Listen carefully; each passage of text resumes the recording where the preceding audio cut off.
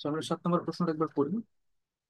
প্রশ্ন বলছে দুইজন সাঁতারু একটি নদীর তীরের এ বিন্দু থেকে ঠিক বিপরীত অবস্থিত বি বিন্দুতে পৌঁছানোর জন্য যাত্রা শুরু করছি। তো আমরা যে ডায়াগ্রামের মধ্যে আগে অনেকটা এরকম, এ থেকে বি তে পৌঁছানোর জন্য যাত্রা শুরু করবে দুজন সাঁতারু। প্রথম জন সরাসরি এ বি পথে চলে যায়। নদীতে স্রোত আছে, কারণ এর পরের লাইনে বলা আছে অন্যজন স্রোতের সাথে লম্বাভাবে সাঁতার কাটে। তো anyway, স্রোতটাকে আমরা ধরলাম এদিকে। তো আমরা একটা স্রোতের বেগ নির্দিষ্ট করে দিই। বললাম স্রোতের বেগ হতেছে ইউ নট। হ্যাঁ। তো স্রোতের বেগের সাথে লম্বাভাবে সাঁতার কাটছে সেকেন্ড জন, এবং সে ডেফিনেটলি স্রোতের বেগের সাথে লম্বাভাবে সাঁতার কাটলে স্রোত এবং বেগে তার নিজের বেগের মিলিত ফলাফল স্বরূপ সে আসলে একটা নির্দিষ্ট পথে গিয়ে নদীর অন্য একটা দূরবর্তী পার বরাবর ভেসে গিয়ে সি বিন্দু অন্য একটা পয়েন্টে গিয়ে চলে যায়। এই যে দেখো, পরে স্রোত দ্বারা পার বরাবর ভেসে যাওয়ার দূরত্ব, এই স্রোত দ্বারা যে পার বরাবর যে বেশি দূরত্ব ভেসে চলে গেল, সেই দূরত্বটাকে সে হেঁটে কভার করে, হেঁটে ইউ বেগে সি থেকে বি বিন্দুতে পৌঁছে। এদিক দিয়ে এখানে আসে কি, ইউ বেগে সে এখানে এসে পৌঁছাবে। তাহলে উভয় সাঁতারে যদি একই সময় গন্তব্যে এসে পৌঁছায়, তবে দ্বিতীয় লোকের হাঁটার বেগ ইউ কত ছিল, অর্থাৎ এই ইউ এর মানটা কত আমাকে সেটা বের করতে হবে। সেকেন্ড পার্সন যে বেগে হেঁটে পৌঁছেছে সি থেকে বি তে। আর এখানে দেয়া আছে নদী প্রবাহের বেগ। আচ্ছা, নদী প্রবাহের বেগ মানে স্রোতের বেগ, সেটাকে ইউ নট ধরছিলাম, কিন্তু এখানে দেয়া আছে আসলে ভি নট ধরার জন্য বলছে। আমরা ভি নট ধরবো এটাকে। ভি নট সমান 2 কিলোমিটার পার আওয়ার, এটা দেয়া আছে। আর পানির সাথে সম্পর্কিত প্রতিটি সাঁতারের বেগ ভি প্রাইম কত, 2.5 কিলোমিটার পার আওয়ার। দিয়ে কি বোঝা যাচ্ছে আসলে, প্রত্যেকটা সাঁতারু ইন্ডিভিজুয়ালি পানিতে ওই 2 কিলোমিটার পার আওয়ারে আসলে সাঁতার কাটতে পারে। ঠিক আছে। তো আমরা এখন দেখবো কিভাবে আমরা সলভ করবো। তো আমরা ডায়াগ্রামটা দুইটা সাঁতারের জন্য দুইটা ডায়াগ্রাম কি বেটার করি।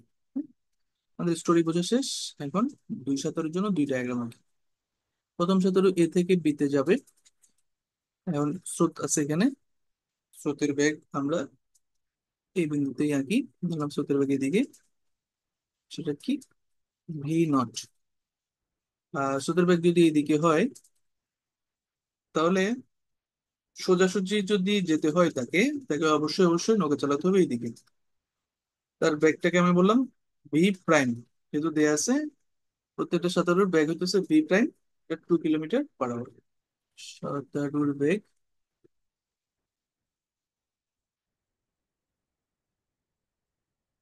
ভি প্রাইম সমান 2.5 কিলোমিটার পার আওয়ার। তাহলে তার লব্ধি বেগ যদি আমরা W1 বললাম, যেহেতু প্রথম সাঁতারু, যেটা কত হবে দেখি। এটা আমরা জানি, আমাকে বোঝাই যাচ্ছে √, V prime square minus V naught square হবে। এটা হচ্ছে প্রথমটা লব্ধি বেগ। ঠিক আছে। তো এটা তুমি একটু আহ সামান্তরিক সূত্রটা ইউজ করলেই বুঝতে পারবা, যেহেতু এটা 90 ডিগ্রি। এটা 90 ডিগ্রি মানে হচ্ছে tan 90 ডিগ্রি, মানে হরটা শূন্য। তো সেটা যখন আমরা লব্ধির সূত্রে বসাই তখন এই জিনিসটা পাই। তো যাই হোক, তাহলে প্রথম সাঁতারু কর্তৃক, প্রথম সাঁতারুর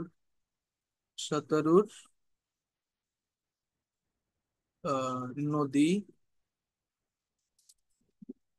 পাড়ি দিতে, নদী পাড়ি দিতে কি, লব্ধি বেগ। প্রথম সাঁতারুর নদী পাড়ি দিতে লব্ধি বেগটা কত, লব্ধি বেগটা কিভাবে আসছে, স্রোতের বেগ এবং তার বেগ মিলিত। W1 সমান √, ভি, বারবার ওয়ান লিখতেছি, V prime square minus V naught square. ভ্যালুগুলা বসাই দাও। এটা হচ্ছে 2.5, হচ্ছে 2, আলটিমেটলি আসবে 1.5। একটা ভ্যালু আসবে 1.5 কিলোমিটার পার আওয়ার। ঠিক আছে। আচ্ছা, এখন তার জন্য তাহলে প্রয়োজনীয় সময় টি যদি আমরা বলি, সেটা কি, D/W1, অর্থাৎ D/1.5, এত ঘন্টা ধরলাম। ডি কি, ডি হচ্ছে নদীর যে পুরুত্ব বা সরি প্রস্থ বা নদীর প্রস্থ ধরো কিলোমিটারে, যুদ্ধ কিলোমিটারে বলার কারণে এটাকে আমরা বললাম D/W1 টা আসলে আওয়ারে আসছে। ওকে। সো এ তো গেল প্রথম সাঁতারের জন্য, কত সময় লাগছে সেটা টোটাল আমরা বের করলাম। এখন দ্বিতীয় সাঁতারের জন্য আমরা দেখবো। এখন দ্বিতীয় সাঁতারের জন্য আমাদের ক্যালকুলেশনটা শুরু করি। দ্বিতীয় সাঁতারু, দ্বিতীয় সাঁতারু সে কিভাবে যাচ্ছে? প্রথমত এই পজিশন থেকে সে লম্বালম্বি চালানো শুরু করছে, বা বি বরাবর সরাসরি চালানো শুরু করছে। যেহেতু এখানে একটা ভি নট ছিল, ভি নট ছিল, তার মানে সেই লব্ধিটা চলে যাবে এইদিকে W2 বেগে। ঠিক আছে। তার মান কত হবে? √V' square plus V0 square. এটা আমরা জানি, কিভাবে জানি? ওই মাঝের কোণ যেহেতু 90 ডিগ্রি, ভি প্রাইম এবং V0 এর কস টার্মটা থাকবে না লব্ধির সূত্রের। তাইলে দ্বিতীয় সাঁতারুর দ্বিতীয় সাঁতারুর নদী পার হতে, নদী পাড়ি দিতে লব্ধি বেগ কত? লব্ধি বেগ হচ্ছে √, লব্ধি বেগটাকে যদি আমরা এইভাবে চিন্তা করি, W2 হচ্ছে আমার কত? V' square plus V0 square, যোগ যদি করি 2.5 square plus 2 square. So approximately 3.2 kilometre per hour. দ্বিতীয় সাঁতারু আসলে সে কি করছে? দ্বিতীয় সাঁতারুটা দেখো, সে যখন নদী পার হয়েছে সে W2 মানে লব্ধিভাগের প্রভাবে সে আসলে কোথায় চলে গেছিল? ওই এদিকে গিয়ে সি বিন্দুতে পৌঁছে গেছিল, যেখানে তার ঠিক অপোজিট এ থেকে বি, অপোজিটের পয়েন্ট হচ্ছিল বি। এই সিবি দূরত্ব সে আসলে কিভাবে আসছে? ইউ ব্যাগে আসছে। ঠিক আছে। তাহলে তার নদী পার হয়েছে মূলত এই ভি প্রাইম, হচ্ছে নদী পার হওয়ার জন্য যে ব্যাগটা লাগছে সেটা, মানে নদী পার মানে হচ্ছে নদীর এক পার থেকে অপর পারে সে গেছে আসলে ভি প্রাইম ইউজ করে। আর ভেসে চলে গেছে, অর্থাৎ বিসি দূরত্ব ভেসে চলে গেছে আসলে কি, এই V0 বা স্রোতের ব্যাগটা ব্যবহার করে সে এদিকে ভেসে চলে গেছে। ঠিক আছে। সো আসলে আমাদের এটা খুব বেশি প্রয়োজনও নাই, এটা ছাড়াও আমরা অঙ্কটা করতে পারতাম। এই দ্বিতীয় সাঁতারের নদী পাড়িতে লব্ধি বেগটা আসলে বের করার কোনো প্রয়োজন ছিল না, তারপর বের করে ফেলছি আমরা। এজ এ একটা ইনফরমেশন রেখে দিলাম, এটা ইনফরমেশন। তো আমরা যেটা করব, আমরা ধরলাম এ থেকে সিতে যেতে, অর্থাৎ এ থেকে সিতে যেতে প্রয়োজনীয় সময়টা আমরা কত দেখি আমরা। প্রয়োজনীয় সময় টি আসলে কি, বা T1, টিটা তো আগের জন্যটা বের করেছি। তো প্রথম সাঁতারও যতক্ষণে সে থেকে বিতে পৌঁছে, দ্বিতীয় সাঁতারও ঠিক ততক্ষণে এ থেকে সিতে গিয়ে আবার হেঁটে বিতে আসছে, ওই সময়টাই লাগছে। সো আমরা টিটাকে আমরা ওইটার জন্য রেখে দিলাম। T1 ধরলাম এ থেকে সিতে যেতে প্রয়োজনীয় সময়, সেটা কত আসলে? স্রোতের টানে ভেসে গেছে V0, V0 এর টানে ভেসে গেছে বিসি দূরত্ব, আর ভি প্রাইমের জন্য অতিক্রম করছে এবি দূরত্ব। আমরা যদি এইভাবে বলি, তাহলে এই T1 সময়ে আসলে কি করছে? এবি দূরত্ব মানে প্রস্থটা অতিক্রম করছে। তাহলে ভি প্রাইম দ্বারা নদীর পার হওয়ার সময়, এটাই হবে ভি প্রাইম দ্বারা নদী পার হবার সময়কাল। ঠিক আছে, চিন্তা করে দেখো তো, V0 কিন্তু নদী পার হতে কন্ট্রিবিউশন করতেইছে না, কোনো কন্ট্রিবিউট করতেছে না, কন্ট্রিবিউট করতেছে এই ভি প্রাইমটা। ভি প্রাইমটা যখন এসি পথেও যায় এই ভি প্রাইমের প্রভাবেই নদীটা পার হয়, আর V0 এর প্রভাবে সে ভেসে চলে যাচ্ছে বিসি বিসি দূরত্ব। তাহলে আমরা যদি বলি T1 যদি সময় লাগে, তাহলে ডি কে আমরা বলতে পারি কি, V' × T1। ঠিক আছে।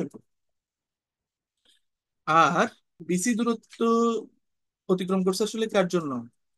এই V0 ব্যাগের জন্য। ঠিক আছে, তাহলে আমরা লিখতে পারি এই বিসি সমান আসলে কি, V naught into T one.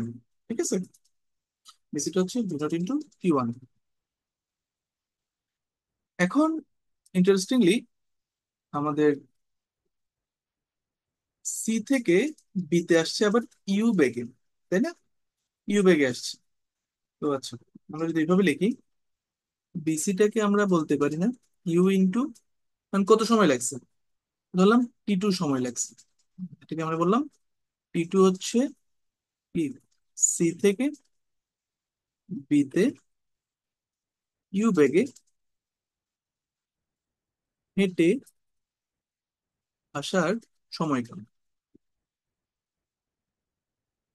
হেঁটে আসার সময়কালটাকে আমরা বললাম টি টু। তাহলে বিসি কে আমরা লিখতে পারি ইউ ইন্টু টি টু। তাহলে আমরা দেখতেই পাচ্ছি কি, এই বিসির বদলে একটা পাচ্ছি আমরা V naught into T one, যেটা যেহেতু টি ওয়ান হতেছে কি এ থেকে সিতে যেতে প্রয়োজনীয় সময়, অর্থাৎ ভি প্রাইম দ্বারা নদী পার হওয়ার সময়কাল, এবং সেই একই সময়কালটা আমরা কি বলতেছি, এই ভি নট বেগে বিসি দূরত্ব ভেসে যাওয়ার সময়কাল, ভেসে যাবার সময়কাল। আচ্ছা, এটা, আর এখান থেকে আসছে মূলত এটা, এখান থেকে আসছে মূলত এটা, এই তিনটে ইনফরমেশন থেকে তিনটে লাইন আমি তৈরি করছি, তিনটে ইকুয়েশন তৈরি করছি। ঠিক আছে, এখন টি ওয়ান আর টি টুর যোগফল কত, সেটা হচ্ছে টি এর সমান। So, আমাকে এখন কি বের করতে হবে, আমাকে এখন বের করতে হবে মূলত দ্বিতীয় লগের হার্টের বেগ ইউ এর মানটা বের করতে হবে। ঠিক আছে, সো এখন আমরা যে এখানে ইন্ট্রোডিউস করছি টি ওয়ান, টি টু, টি, ডি, এগুলো আমরা কি করছি, নতুন ইন্ট্রোডিউস করছি। তো আমরা এগুলাকে এখন বাদ দেওয়ার চেষ্টা করব, আমাদের শেষ পর্যন্ত খুঁজে বের করতে হবে ইউ এর মান। ঠিক আছে, তো আমরা এখন দেখি, প্রথমত আমরা এই বিসি দূরত্ব, মানে এটাকে যদি আমরা বলি, এটা 2 নাম্বার, এটা 3 নাম্বার, এটাকে 1 নাম্বার যদি আমরা বলি, তো 2 থেকে যদি আমরা 3 বিয়োগ করি তাহলে কি পাবো, বিসিটা কাটা পড়ে যাচ্ছে। তাহলে পাচ্ছি আমরা ভি নট টি ওয়ান সমান সমান, বা V naught T one minus U T two সমান সমান 0। ঠিক আছে, বা টি ওয়ান সমান টি টু সমান আমরা কি বলতেছি, টি মাইনাস টি ওয়ান। এখান থেকে আমরা পাই টি টু সমান টি মাইনাস টি ওয়ান। সেটা যদি আমরা গুণ বসাই কি পাবো, V naught T one minus U into T minus T one এবং 0। ওকে, এখন টি এর বদলে আমরা কি বসাবো, টি এর বদলে আমরা বসাবো এই যে d/1.5। তো বসাই দিই টি এর বদলে d/1.5, এটা অলরেডি আমরা বের করে রাখছি। V naught into T one minus U, T এর বদলে বসাবো d/1.5 মাইনাস টি ওয়ান সমান 0। আবার টি ওয়ান সমান আমরা 1 থেকে কি পাই, d/v1 পাই না, 1 থেকে। আমরা এখানে ছোট করে যদি একটা সাইড নোটে পাশের মধ্যে লিখি, 1 থেকে আমরা কি পাই, ডি সমান বি প্রাইমের মান কত, 2.5 ইন্টু টি ওয়ান।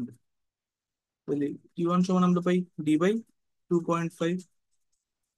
এখন এই d/2.5 যদি আমরা এখানে টি ওয়ান এর বদলে বসাই, তাহলে দেখো একটা ইন্টারেস্টিং বিষয় হচ্ছে V naught into d/2.5 minus U into d/1.5 minus এই মাইনাস আর এই মাইনাস মিলে প্লাস হয়ে যাবে, plus you into d/1 sorry 2.5 d1 সমান 0। তো এখন দেখো সমীকরণের ডিটা কাটা পড়ে যাচ্ছে, তাহলে আলটিমেটলি আসবে ভি নট ইন্টু 1/2.5। আচ্ছা, ভি নট এর মানটাও আমি এখানে সরাসরি বসে দিতে পারতেছি, ভি নট না লিখে আমরা কি বসাবো, ভি নট এর মান যত ছিল তত, ভি নট হচ্ছে 2 minus U divide by 1.5 plus U by 2.5 সমান 0। So, আমরা যদি এক পাশে নিয়ে যাই ইউ টার্ম গুলাকে, তাহলে আমরা বলতে পারি U by 1.5 minus U by 2.5 সমান 2/2.5। এটা একটা সিম্পল ক্যালকুলেশন। সিম্পল ক্যালকুলেশন যদি আমরা করি, ইউ 1/1.5 মাইনাস 1/2.5 ইকুয়ালস টু 2/2.5। তো এই ক্যালকুলেশনটা করার পর আমরা যেটা পাই সেটা কত, ভ্যালু আসে 3। ভ্যালু আসে 3 কিলোমিটার। সেটা হচ্ছে আমাদের answer। ঠিক আছে, এখানে আসলে কয়েকটা জিনিস আমাদের ইউজ করতে হচ্ছে। ওকে, প্রবলেমটা তোমরা আশা করি বুঝতে পারছো। একটু জটিল প্রবলেম, টেস্টে অঙ্কটা করতে হয়েছে। আলটিমেটলি অনেকগুলো ভেরিয়েবল রিপ্লেস করে করে আলটিমেটলি কাটা পড়ে যাচ্ছে সবকিছু।